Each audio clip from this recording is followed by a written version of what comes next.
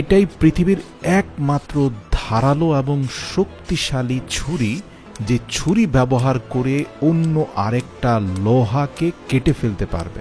এই নাইফগুলো বানানোর প্রক্রিয়া দেখলে আপনার অন্তরাত্মা কেঁপে উঠবে। কতটা পরিশ্রম, দক্ষতা আর সাহসিকতার সাথে এগুলো বানানো হয়। শুধু কাগজের পাতা নয়, যে কোনো লৌহদণ্ড কেটে ফেলতে পারে এই নাইফ। তো কোরিয়ার সিওলের মধ্যে এই নাইফগুলো বানানোর জন্য শুরুতে আমরা দেখতে পাই কম্প্রেস করা অন্তত 8 থেকে 10টি লোহার পাতকে একত্রিত করে সেগুলোকে চারপাশ থেকে গ্যাস ওয়েল্ডিং করে একত্রিত করা হয়। তারপরে সেগুলোকে ফায়ার হোপারের ভিতরে দিয়ে উত্তপ্ত অগ্নিকুণ্ডের মতো করে তার সাথে বিভিন্ন রকমের কেমিক্যাল মিশিয়ে সেটাকে অনবরত আঘাতের পর আঘাত করে করে আরো বেশি পরিমাণে কম্প্রেস করার চেষ্টা করা হয়। আপনারা জানেন প্রাচীন কাল থেকে লোহা মানুষের শক্তির উৎস। এমনকি মহান সৃষ্টিকর্তা আল্লাহ সুবহানাহু ওয়া তাআলাও বলেছেন যে আমি তোমাদের জন্য লোহা নাজিল করেছি যা শক্তির উৎস।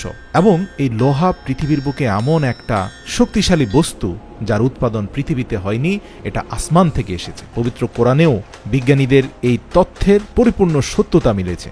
আপনারা দেখতে পাচ্ছেন যে ইতিমধ্যে সে লৌহদণ্ডটাকে চ্যাপ্টা করতে করতে এক পর্যায়ে মধ্যখান থেকে কেটে সেটাকে আবার একত্রিত করে আরো বেশি পরিমাণে কেমিক্যাল মিশিয়ে সেটাকে আবারও হোপারের ভিতরে প্রচণ্ড তাপে উত্তপ্ত করা হচ্ছে এবং তারপরে ইলেকট্রিক কম্প্রেসরের মাধ্যমে যতটুকু সম্ভব সেটাকে কম্প্রেস করার চেষ্টা করা হচ্ছে। কম্প্রেসিং এবং হিটিং এই প্রক্রিয়াটা অনবরত যত বেশি ধৈর্যের সাথে করা যায়, এই নাইফগুলো তত বেশি ধারালো আর শক্তিশালী হয়ে ওঠে। একসময় যুদ্ধের ময়দানে ব্যবহৃত তলোয়ারের জন্য একই প্রক্রিয়া অনুসরণ করা হতো। আপনারা যারা আর্তুগুল সিরিজ দেখেছেন সেখানে দেখেছেন যে প্রতিটা হাতুড়ির আঘাতে তারা আল্লাহু আকবার শব্দটা বলতো। এতে সে লৌহদণ্ড আরো বেশি কম্প্রেস হতো, তারা বেশি মানসিক শক্তি পেত। আর এজন্যই তার্কিশদের লৌহ নির্মিত অস্ত্রশস্ত্রগুলো এতটাই ধারালো এবং শার্প ছিল যে শত্রুপক্ষের জন্য সেগুলো আতঙ্কের কারণ ছিল।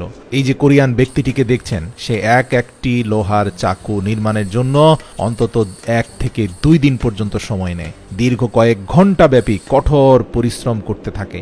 ব্যবহার হয় স্বয়ংক্রিয় কম্প্রেসর মেশিন, স্বয়ংক্রিয় হাতুড়ি, এমনকি নিজের হাতে ম্যানুয়াল হাতুড়ি দিয়েও মাঝে মাঝে কাজ করতে হয়। এই কাজগুলো আসলে এক একটি আর্ট যা পৃথিবীর বুকে অন্তত দীর্ঘ 5000 বছরেরও বেশি সময় ধরে চলে আসছে। আপনারা জানেন হযরত দাউদ আলাইহিস সালামের মাধ্যমে পৃথিবীর বুকে সর্বপ্রথম লোহা নাজিল হয়। এরপর থেকে লৌহ নির্মিত বিভিন্ন বস্তু পৃথিবীর বুকে আমরা দেখতে পাই। হযরত দাউদের পূর্বে পৃথিবীতে লোহা ছিল না বলে হযরত নূহ আলাইহিস সালামের সময়ে যে নৌকা নির্মিত হয়েছে তা পরিপূর্ণরূপে কাঠ দ্বারা নির্মিত হয়েছিল। এমনকি একটি কাঠের সাথে আরেকটি কাঠের সংযোগের জন্য কাঠই ব্যবহার হয়েছে। কিন্তু বর্তমান জামানায় অধিকাংশ নৌযান লোহা নির্মিত। প্রিয় দর্শক, আপনারা দেখতে পাচ্ছেন যে হাতল নির্মাণ করার জন্য উত্তপ্ত লৌহ দণ্ডকে 2 হাত দিয়ে কিভাবে পেঁচিয়ে সেগুলোকে শেপে নিয়ে আসা হচ্ছে।